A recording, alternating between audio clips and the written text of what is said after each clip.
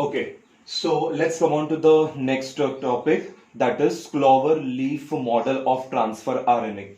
Correct? Clover leaf model of transfer RNA.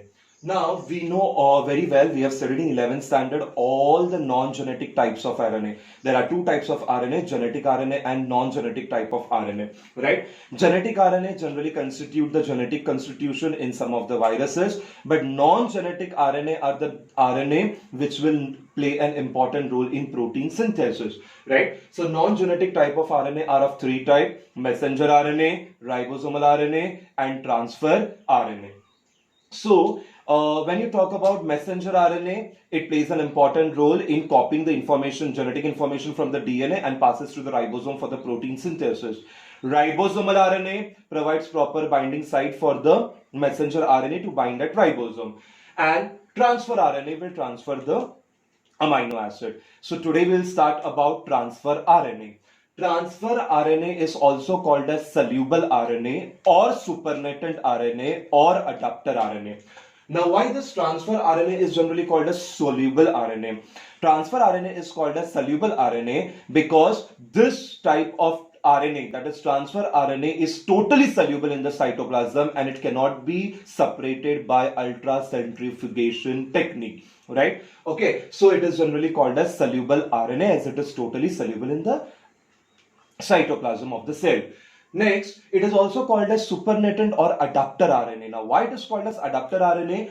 Because transfer RNA is generally having an ability that it can read the codon and simultaneously, right? It will read the codon and it will simultaneously go and bind with the amino acid, as the amino acid do not have an ability to specify the codon. So, as it goes and bind to the amino acid and it can read the codon, that's why transfer RNA is also called as adapter RNA, right? Okay, so transfer RNA is the smallest RNA of all the three non-genetic type of RNA, correct? It is about 15 to 20% of the total cellular RNA and the molecular weight is about 25,000 to 30,000 dalton. That is the molecular weight of transfer RNA.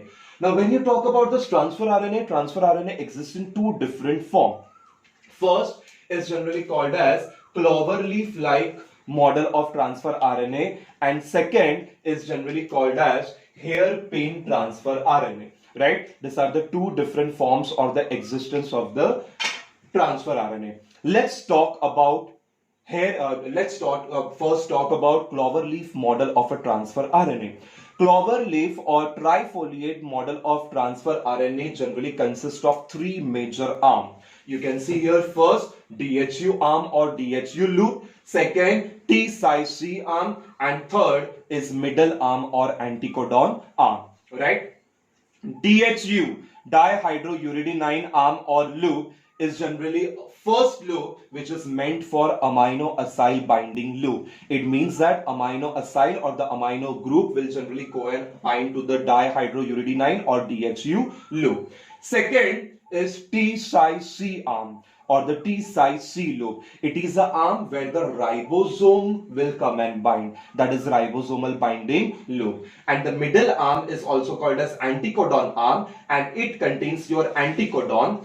Anticodon of the transfer RNA will pair with the complementary codon of the messenger RNA to form codon-anticodon interaction, right? So how many arms? Three arms are present. DHU arm, also called as dihydrouridinine loop, right? tRNA arm and middle arm. DHU for amino acyl binding loop, tRNA arm for ribosomal binding loop, and middle arm or anticodon arm will contain your anticodons, which will pair with the codons of the messenger RNA.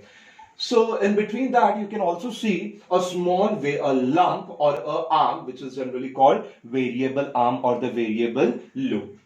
Okay, one is called as the long arm, second is called as the short arm. Long arm is generally having 3'N and the short arm is generally having 5'N, right? Okay, so this 3' long arm contains your CCA end, which is also called as amino acid acceptor end, whereas the 5' will be having a G end, that is 5' will be having the your nitrogen base G. Okay, G stands for guanine. So here you can see the long arm is having a CCA end, that is nothing but your amino acceptor end, amino acid acceptor end.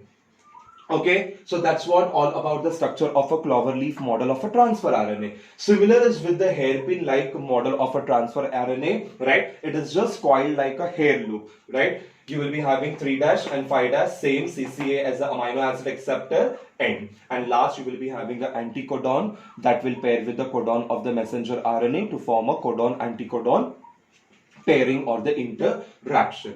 Okay, so now let's talk about the function of the transfer RNA. Transfer RNA, according to its name transfer, it transfers or places a appropriate amino acid at the CCA end, that is amino acid acceptor end, to the ribosome for protein synthesis. That is the major function of the transfer RNA. So this is the clover leaf model of a transfer RNA, also called as adapter RNA, because it is having an ability to read the codon and simultaneously bind with the amino acid, as the amino acid do not have an ability to read the codon. So it is called as adapter RNA, right? How many arms? 3 arms are present. DHU arm, T-side arm and anticodon arm. DHU for amino acyl binding loop, T-side for ribosomal binding loop, and middle arm or the anticodon arm will contain your anticodons, which will pair with the codons of the messenger RNA. Thank you.